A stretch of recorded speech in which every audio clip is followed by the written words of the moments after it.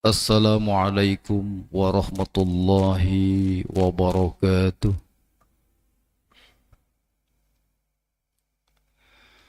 Alhamdulillahilladzi anara quluba ibadihil muttaqin. Wassalatu wassalamu ala khatamil anbiya'i wal mursalin wa ala alihi wa sahbihi wa man tabi'ahum bi ihsanin ila yaumiddin. Amma ba'du.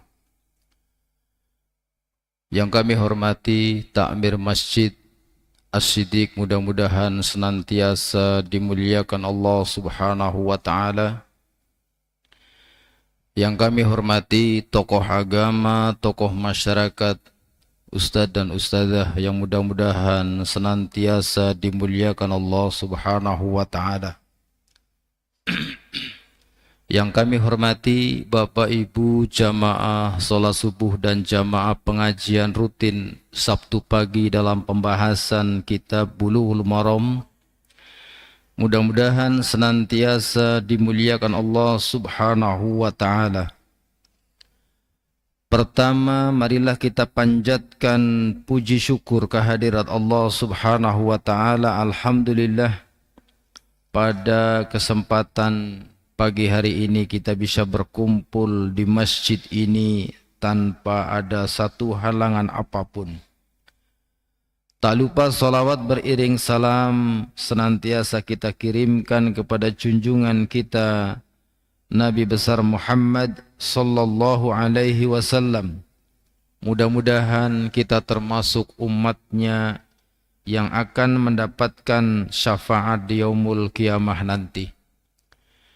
Bapak Ibu yang kami hormati, melanjutkan pembahasan kitab Bulughul Maram sampai kita hadis yang kelima dari pembahasan bab al-hassu ilal khusu'i fi shalah. Bab yang membahas tentang anjuran untuk khusyuk di dalam salat. Di dalam riwayat dari Anas radhiyallahu anhu ia berkata,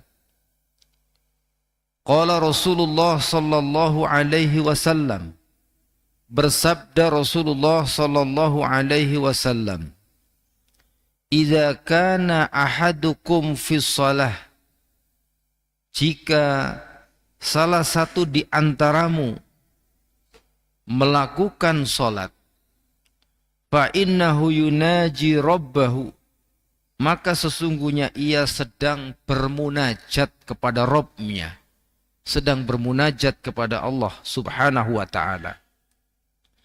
Fala yabsuqanna baina yadayhi wala an yaminihi, maka janganlah ia meludah ke hadapannya atau ke bagian depannya, wala an yaminihi, dan jangan meludah ke sebelah kanannya, walakin an shimalihi tahta qadamihi, akan tetapi kalau memang harus meludah, maka meludahlah di sebelah kirinya, di bawah telapak kakinya, atau di bagian bawah sedekat dengan telapak kakinya. Ma yu'khadhu minal hadis, kesimpulan hukum yang diambil dari hadis ini yang pertama, as-salatu fardhan au naflan mutinu munajati lillahi ta'ala. Salat, baik itu salat wajib ataupun salat sunnah, maka ia sebenarnya sedang bermunajat kepada Allah yang maha tinggi. Wattisalul abdi birabbihi, dan sedang berhubungan atau berkomunikasinya antara seorang hamba dengan Rabb-nya. Maka dijelaskan dalam surat Toha, Allah Subhanahu wa Ta'ala berfirman, a'udzu billahi minasyaitonir rajim wa aqimis sholata lidzikri, dan dirikanlah salat untuk mengingatku, kata Allah, untuk mengingat Allah. Fa innal munajati takunu liman huwa amamaka.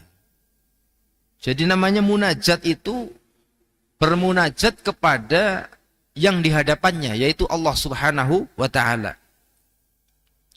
Walidha jaa fi riwayatin ukhra, maka dijelaskan dalam riwayat yang lain dari riwayat Imam Bukhari, Nabi sallallahu alaihi wasallam bersabda, fa inna rabbahu bainahu wa bainal qiblah, maka sungguhnya Rabbnya itu ada di hadapannya dan di arah kiblat.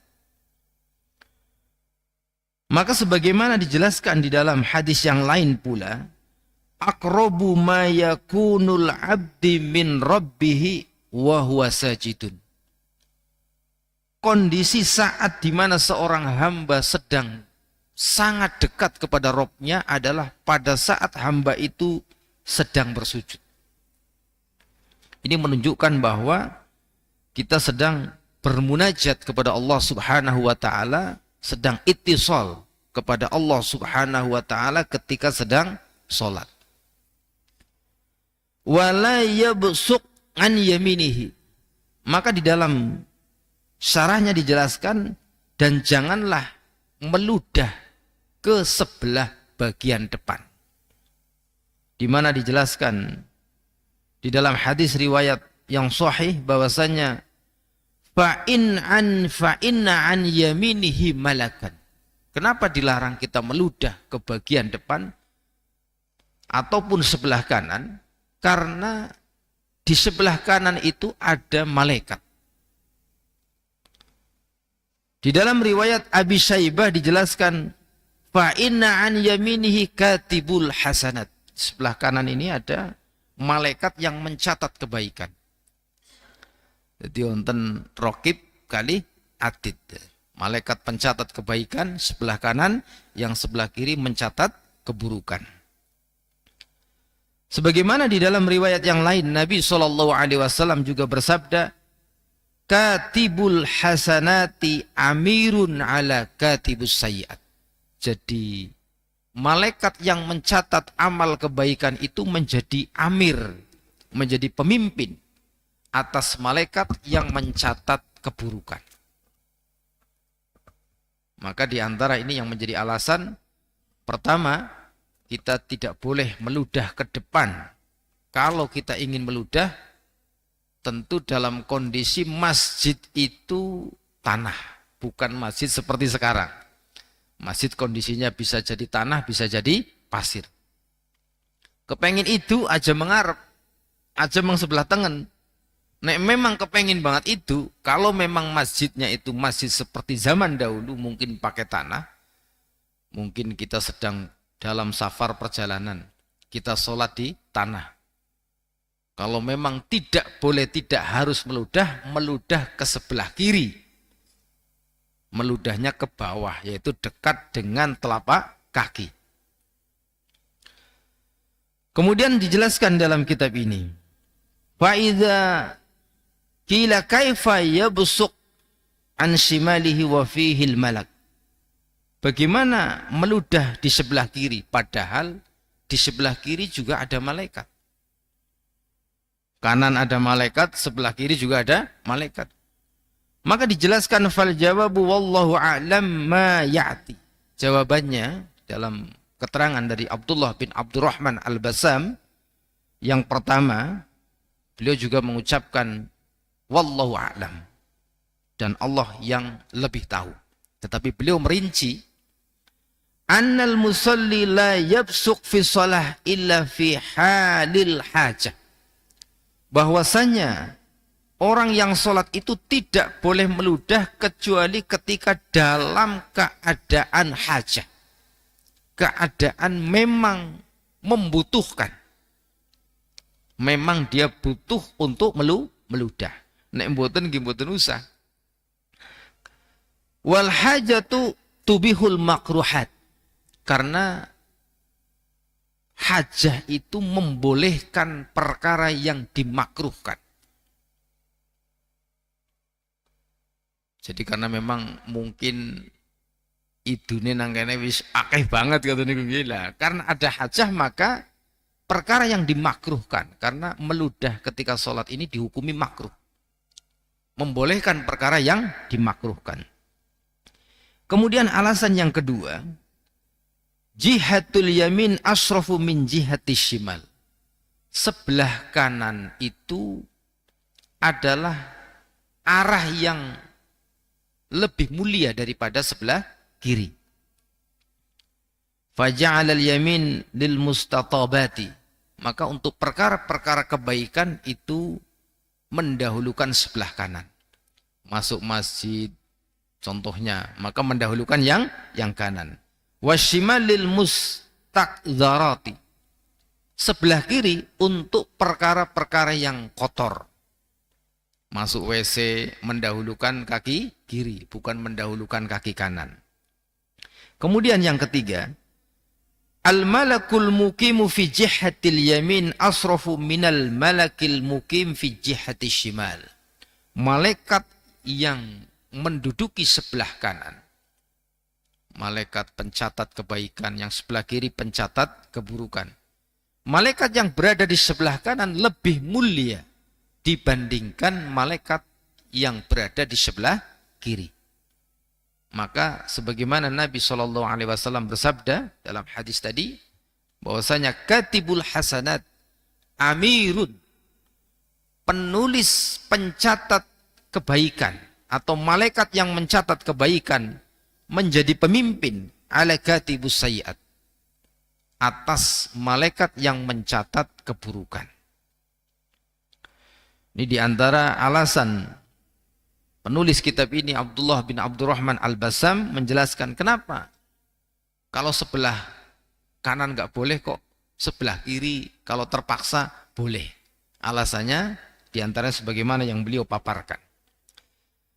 Kemudian dijelaskan di dalam riwayat Imam Bukhari dan Imam Muslim dari hadisnya Anas bahwasanya Nabi SAW bersabda, al-busaqu fil masjidi khati'atun. Meludah di dalam masjid adalah merupakan kesalahan. Wa kafaratuha dafnuha. Dan kafarohnya, kalau itu memang ternyata kok dilakukan, adalah mengubur ludah tadi. Jadi dafnuha artinya itu kembali kepada ludah, air ludah yang dikeluarkan, bukan kepada orangnya. Maka kafarohnya wis kadung itu berarti ya dipendem. Nah, kalau di karpet atau mungkin di keramik tentu dibersihkan. Dan dipendem mungkin berarti duduk atau nih, jadi dibersihkan. Karena kondisi masjid di kala itu ada kalanya belum menggunakan keramik. Mungkin zaman men malah urung anak keramik, zaman men mungkin nganggone ya ispoke lemah kayak gue ya, dipadetaken kata niku. Maka kafarohnya adalah dikubur. Kemudian dijelaskan al-Islamu yad'u ila an-nadhafah wat taharatu wan nazahah. Islam itu mengajak kepada kebersihan dan juga kesucian. Jadi Islam niku mungkin Islam ini termasuk agama yang paling mengajarkan kepada kebersihan. Kemudian di dalam riwayat yang lain, di dalam riwayat dari Anas radhiyallahu anhu, ia berkata, kana kiramun li Aisyah radhiyallahu anha, di mana Aisyah radhiyallahu anha memiliki tirai. Tirai niku nek cara kulan panjenengan niku korden, Pak. Nek cara zaman seniki korden, kain penutup. Memiliki tirai syatarat bihi janiba baitiha, yang menutupi bagian samping rumah Aisyah radhiyallahu anha. Faqala laha Nabi sallallahu alaihi wasallam, maka Nabi sallallahu alaihi wasallam bersabda kepada Aisyah, amiti anna kiramaki hadha. Nabi sallallahu alaihi wasallam bersabda kepada Aisyah, singkirkan atau alihkan tirai ini, fa innahu la tazalu tasawiruhu ta'ridu li fi salati. maka sesungguhnya tirai itu, korden itu, gambarnya selalu menggangguku di dalam sholatku. Keleres satunggaling wekdal Kanjeng Nabi weruh anak korden nang umah Aisyah radhiyallahu anha niku onten gambare. Yang bu gambar apa tidak dijelaskan secara spesifik. Intinya anak corak, ada corak tertentu. Kemudian Nabi SAW menyuruh supaya itu dialihkan dulu. Artinya tidak disuruh dibuang, tetapi dilihna kisit nyong nak weruh gambare dadi keganggu salate nyong. Nabi saja salatnya terganggu dengan adanya gambar lah. Zaman ini kelas kulan panjenengan, Pak. Salat sing nang ngarep nganggo kaos, kaosnya anak gambare, Pak. Nah, gambare gambar macan mamane nggih, terus atau mungkin gambar yang lainnya. Nah, maka sebaiknya ketika kita salat itu masuk ke masjid, mungkin kita tidak terganggu karena gambarnya nang buri, Pak. Gambarnya nang buri, tapi yang di belakang kita ini nanti akan melihat gambarnya medeni temen ya dan lain sebagainya. Nah. Kemudian dijelaskan dalam kitab ini kesimpulan hukum yang diambil dari hadis ini yang pertama, istihbabu ib'adu kullu ma yashghalul musalli min alwanin wa zakharifin takunu fi qiblatih. Dianjurkan kita itu untuk menjauhkan segala perkara yang bisa mengganggu orang yang sholat. Jadi ketika kita mau sholat, orang yang sholat itu dianjurkan menjauhkan atau menyingkirkan segala macam perkara yang bisa mengganggu sholatnya. Di antaranya nih, min alwanin, dari warna-warni. Warna-warni, corak-corak, dan lain sebagainya. Atau wazakharifin takunu fi qiblatih. Dan juga dekorasi yang ada di bagian kiblatnya. Artinya di bagian depan. Karena itu bisa jadi nanti orang yang sholat itu akan melihat dekorasi itu dan akan terganggu. Kemudian yang kedua, al-afdalu lil musalli ayyuqsadal amakin allati la yakunu biha ma yalhihi aw yashghilihi an salatihi wa khuduru qalbihi fiha. Yang lebih utama orang yang sholat itu mencari tempat yang tidak ada hal-hal yang bisa melalaikan sholatnya dan juga bisa melalaikan hadirnya hati. Makanya termasuk nanti ada keterangan bahwasanya termasuk perkara yang dimakruhkan ketika masjid itu memiliki dekorasi yang terlalu berlebihan. Tentu dekorasi yang ada di dalam. Kalau di luar itu kan nggak mengganggu orang yang salat. Dekorasi yang di dalam. Kemudian selanjutnya dijelaskan dalam kitab ini. Innan Nabiya sallallahu alaihi wasallam yuradu lahu ma yuradu li ghairihi minal bashar minal khawatiri. Sesungguhnya Nabi sallallahu alaihi wasallam itu terganggu sebagaimana perkara yang juga mengganggu orang lain. Karena manusia seperti kita ketika ada gambar terganggu. Nabi SAW pun manusia, maka beliau pun terganggu. Cuma tentunya Nabi SAW itu maksum, sementara kita tidak maksum. Jadi Nabi SAW pikirannya itu terganggu, sebagaimana yang itu juga mengganggu manusia yang lain. Jadi nek umpamane kulan panjenengan kok sombong lah. Orang yang insya Allah bisa khusyuk, insya Allah bisa khusyuk. Aman insya Allah. Wong Kanjeng Nabi baik kordene anak gambare kata niku nggih, niku mawon terganggu aja maning kelase kelolan panjenengan.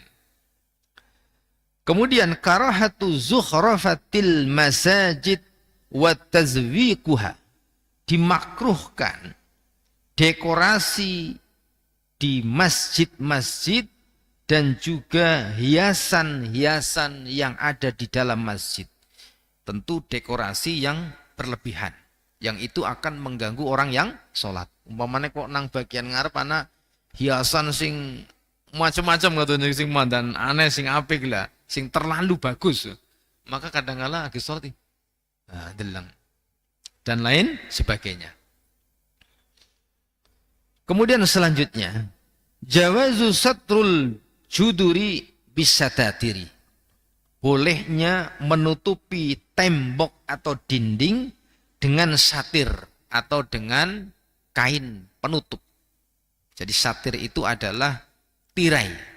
Kalau bahasa kita biasanya itu menyebutnya dengan istilah korden. Ya, korden. Ya korden ya.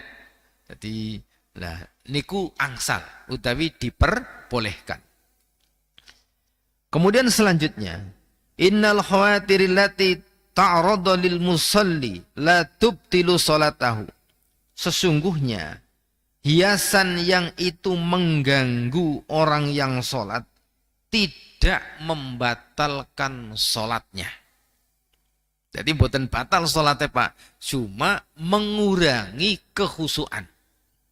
Satu galing contoh momen nggih. Nek anu wis biasa sih mboten insyaallah. Jenengan mlebet nang satunggaling masjid, kleres nang masjid niku wonten kaligrafi nang ngarep iku ya. Nah, jenengan nek kira-kira men bisa ora terganggu salate sedurunge salat jenengan diwaca iki sita iku. Ampun malah mungkin jenengan pun salat malah maca, Pak. Lah, diwacai. Wa annal masajida lillah. Kemana iki? Lah umumane kok terus diwaca kabeh padahal kaligrafine mupeng, Pak. Nah, niku mungkin salate aja maning salat mung 2 rakaat kata niku. Kadar kekhusyuannya akan berkurang. Tapi salatnya enggak batal. Jadi perkara yang mengganggu pikiran kita ketika salat tidak membatalkan salat. Cuma mengurangi kekhusyuan. Kemudian selanjutnya dijelaskan dalam kitab ini.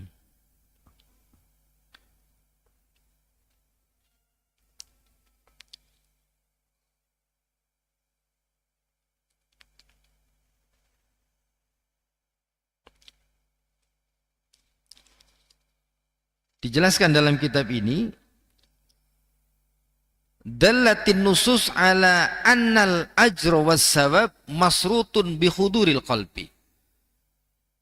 Hadis ini menjelaskan bahwasannya, nas ini menjelaskan bahwasannya pahala itu disyaratkan bi huduril qalbi, dengan hadirnya hati. Artine ganjarane kulan panjenengan niku angsal berapa persen disesuaikan dengan kekhusyuan salat kita.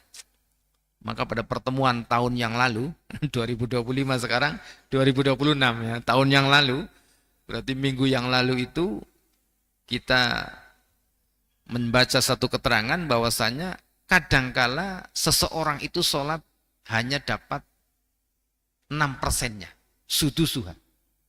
Kadangkala usruha 10%.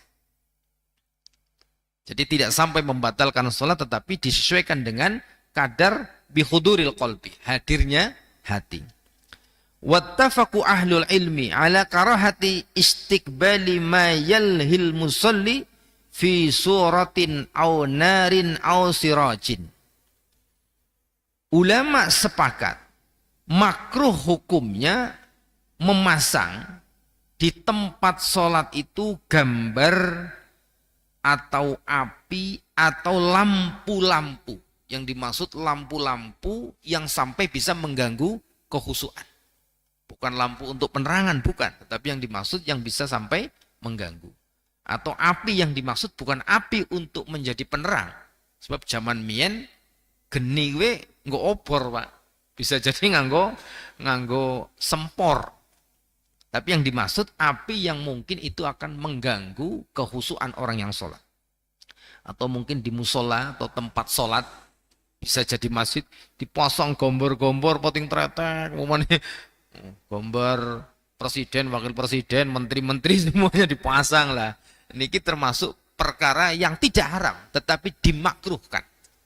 Termasuk yang dimakruhkan. Kemudian,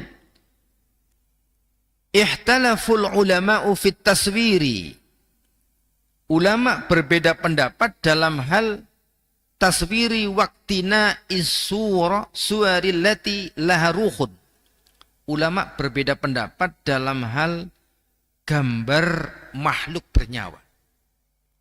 Gambar yang ada ruhnya. Waqat atalal ulama ul jidal fi dzalika. Dan ini ada diskusi panjang di kalangan para ulama.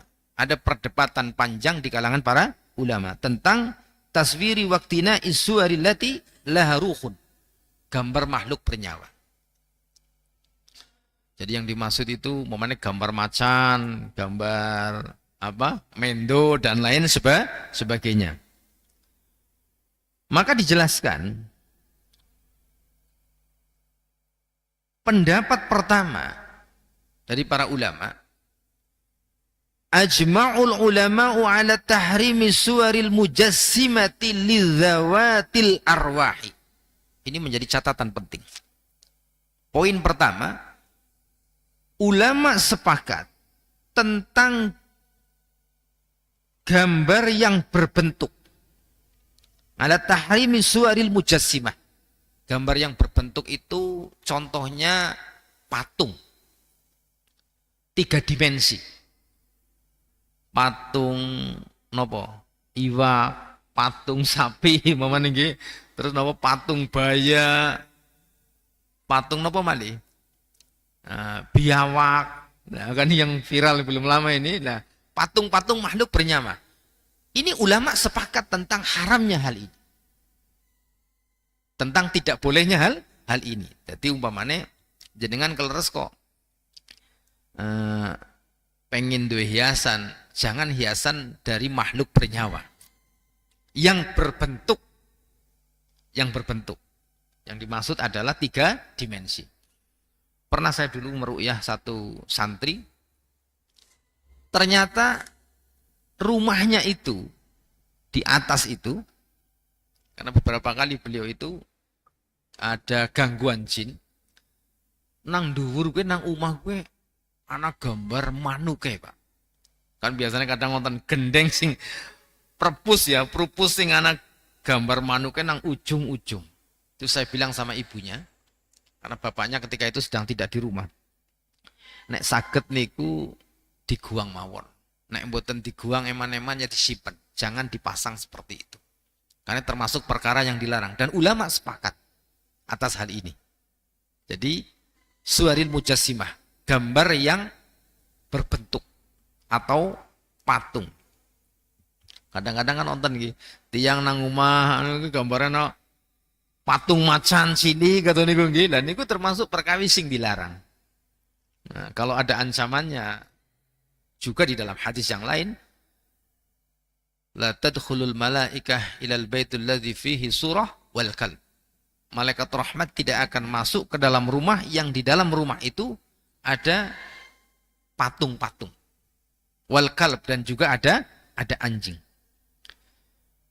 Kemudian yang kedua, jumhurul ulama'u, mayoritas para ulama, yakhassasuna min umumin nususi la'ibal atfali.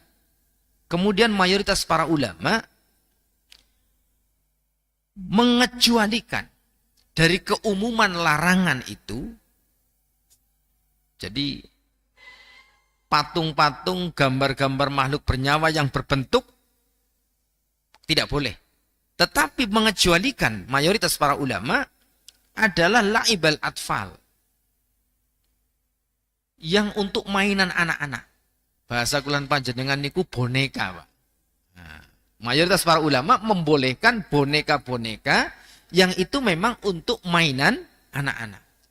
Lah boneka kan kadang anten boneka gambar kancil kata niku nggih, boneka gambar kucing dan lain sebagainya. Walaupun memang boneka pada zaman Aisyah radhiyallahu anha dulu pernah bermain boneka, tentu berbeda dengan boneka zaman sekarang. Nek zaman siki boneka itu mandan persis iku lho, Pak. Nek dulu mungkin hanya kain yang dibundel-bundel nanti dan lain sebagainya. Tapi itu perkembangan zaman. Tapi mayoritas para ulama, kalau itu laibal atfal, boneka-boneka yang untuk mainan anak-anak, itu termasuk yang diperbolehkan. Menurut mayoritas para ulama. Di mana di dalam hadis, di dalam riwayat dijelaskan bahwasanya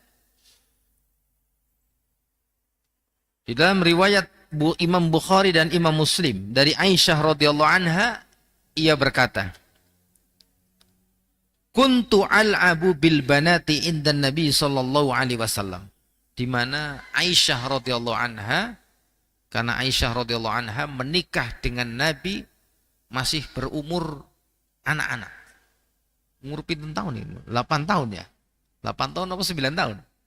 8 tahun ya, masih kecil. Maka Aisyah radhiyallahu anha itu bermain dengan anak-anak sebayanya, anak-anak perempuan. Wa kana li sawahibu yal'abunna ma'i. Dan Aisyah radhiyallahu anha itu memiliki boneka yang dipakai untuk mainan. Karo dolanan boneka. Maka ini menunjukkan tentang kebolehan.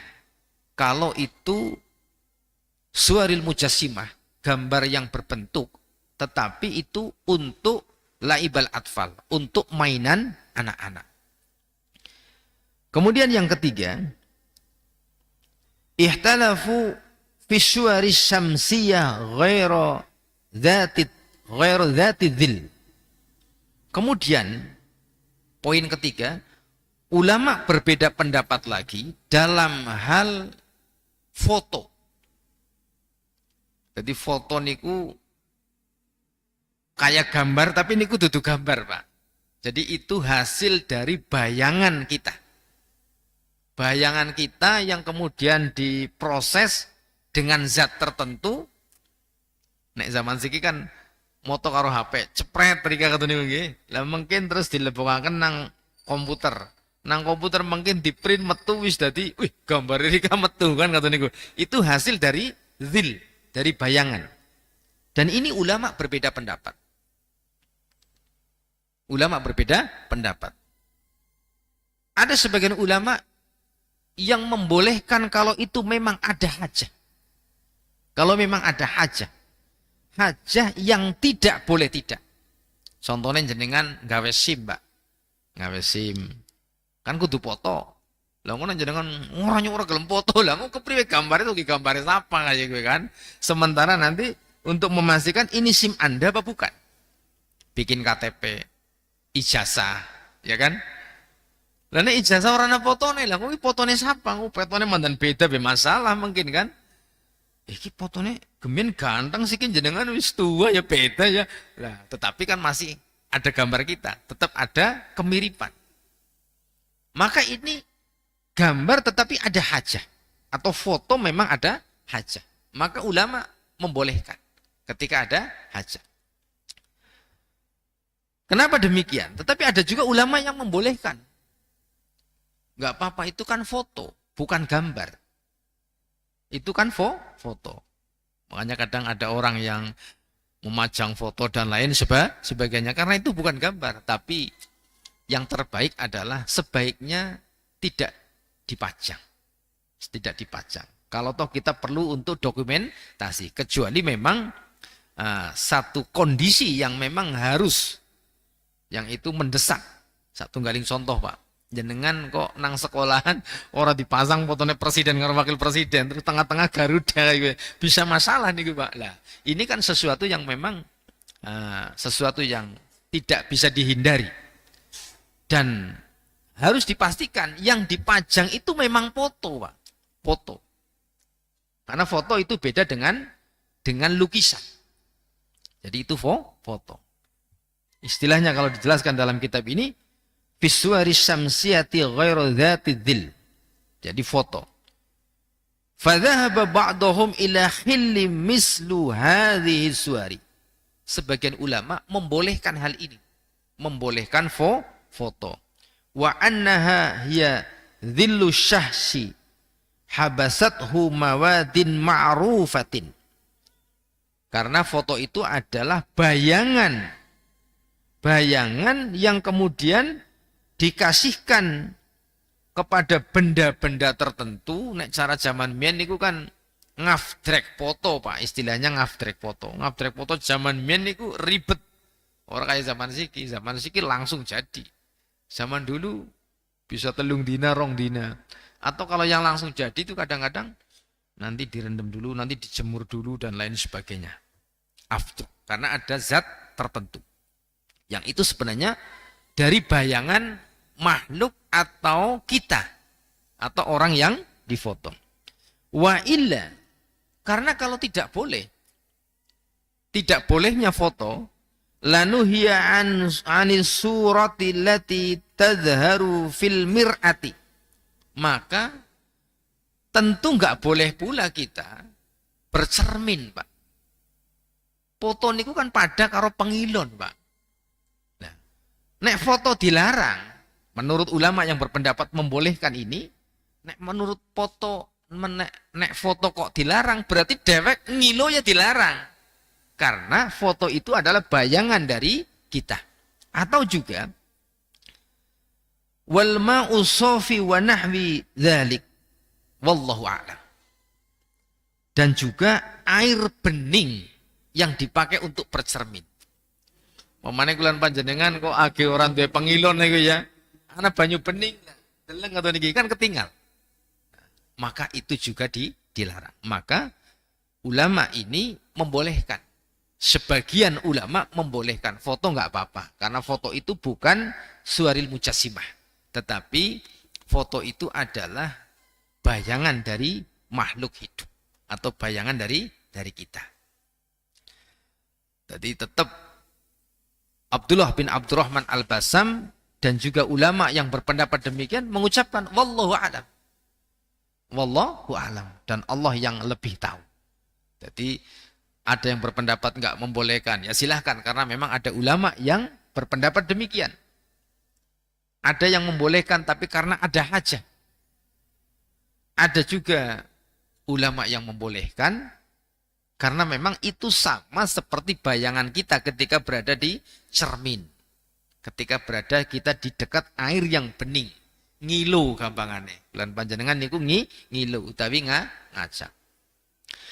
Dan ketika saya melihat di beberapa sudut di kota Mekah, di Madinah, itu juga banyak gambar-gambar raja-raja mereka. Niku enten dipajang. Isamilah kali kulan panjenengan tentang Indonesia niku nggih gambar presiden, wakil presiden kan katanya gula. Nah, gambar dewek kan ya orang dipajang katanya nggih. Nah, siapa sing arep majang gambar dewek kan. Nah, itu sesuatu hal yang memang menurut sebagian ulama diperbolehkan karena itu bukan gambar atau mungkin untuk kepentingan edukasi. Edukasi atau iklan. Jenengan umpamane nggih satunggaling contoh promosi sekolah. Promosi pondok pesantren. Maka kalau yang mengambil pendapat nggak boleh, kecuali ada hajah yang mendesak, itu hanya tulisan tok, Pak. Tulisan tok. Tapi ketika kita mengikuti yang membolehkan, karena memang ada ulama yang membolehkan, ya sudah. Gambar-gambar kegiatan santri kita untuk menjadikan gambaran ya gitu. Oh ya kegiatannya memanah, kegiatannya berenang, kegiatannya berkuda dan lain sebagainya. Dan itu tidak perlu dipertentangkan karena memang ulama pun berbeda pendapat. Dan ini ada jidalul atwal. Ada perdebatan panjang di kalangan para ulama. Atau ulama ul jidalu fi dzalik. Ada diskusi yang panjang.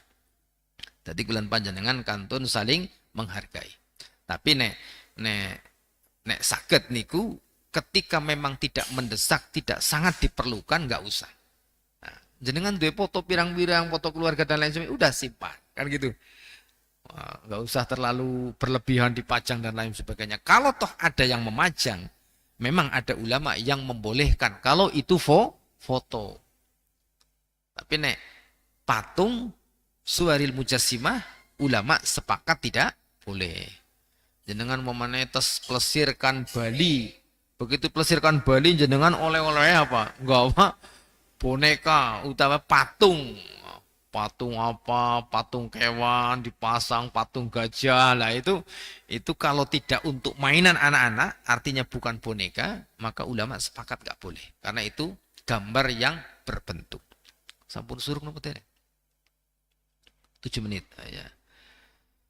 Kemudian selanjutnya kita masuk hadis yang ketujuh dari bab ini. Di dalam riwayat dari Jabir radhiyallahu anhu, Jabir bin Samurah radhiyallahu anhu ia berkata, bersabda Rasulullah sallallahu alaihi wasallam, la yantahiyanna aqwamun yarfa'una absarahum ila sama'i fi shalah aw la tarji'u ilaihim. Hendaklah berhenti kaum yang mereka itu mengangkat pandangan mereka ke langit di dalam sholat. Aula tarji'u ilaihim, atau tidak akan dikembalikan penglihatan mereka kepada mereka. Kesimpulan hukum yang diambil dari hadis ini yang pertama, al-khusu'u huwa, jadi yang dimaksud dengan khusu' adalah labbus shalah wa ruhuha wa yakunu bil qalbi wal jawari. Khusu' itu adalah merupakan ruhnya salat yang itu perpaduan antara hati dan anggota tubuh atau anggota badan. Di mana dulu pernah dijelaskan, maka pendapat yang rajih khusu' itu adalah amalan hati dan juga amalan anggota badan. An-nahyul akid, maka dijelaskan dalam kitab ini, maka ketika walladzi yarfa'u basarahu ila samai, ketika sedang sholat kok kita melihat ke langit, dengar, maksudnya pun dengar.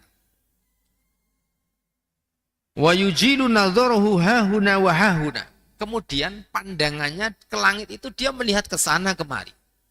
Jadi salat karo madhep mengduwur karo ndeleng ngana ngene.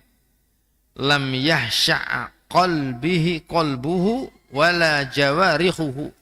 Maka dalam kondisi seperti ini dia salatnya tidak bisa khusyuk, baik hatinya maupun anggota badannya. Wong salat engane karo dengar terus nyelinguk ngana nyelinguk ngene, malah ngetungi manuk sih pada mabur umpamane nggih. Lah maka dia tidak akan bisa khusyuk. An-nahyul akid wal wa'idu syadid ala man rafa'a basarahu ila sama'i fi shalah. Hadis ini menjelaskan larangan yang tegas untuk orang yang melihat ke langit pada saat dia sedang sholat atau mengarahkan pandangannya ke langit pada saat sholat. Yang ketiga, an-nabiy sallallahu alaihi wasallam tawa'ada man rafa'a basarahu ila sama'i fi shalah bi khatfa nisrah. Jadi Nabi sallallahu alaihi wasallam mengancam orang yang melihat ke langit pada saat dia sedang sholat. Bahkan dijelaskan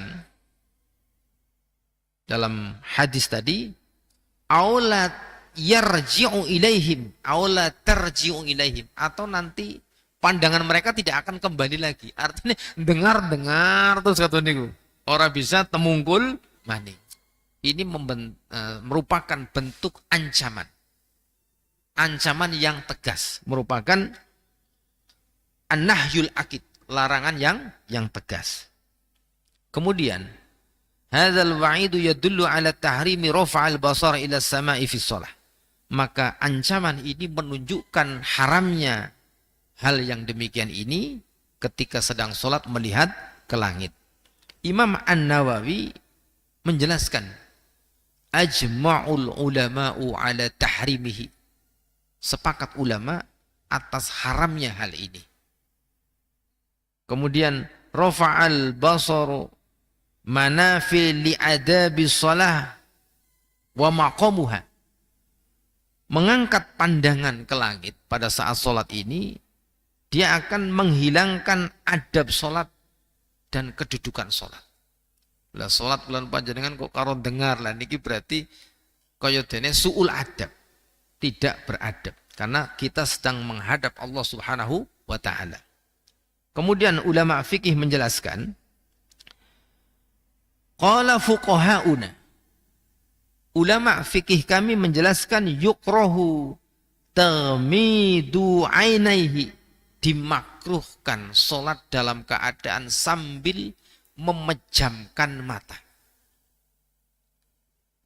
Jadi nek sholat karo dengar dalam menglangit, karo nyelinguk nganangene haram hukume. Tapi nek sholat karo merem hukume makruh. Loh, sholat kok karo merem umpamane merem kan kadang mungkin onten tiang sholat men khusuk malah merem, Pak.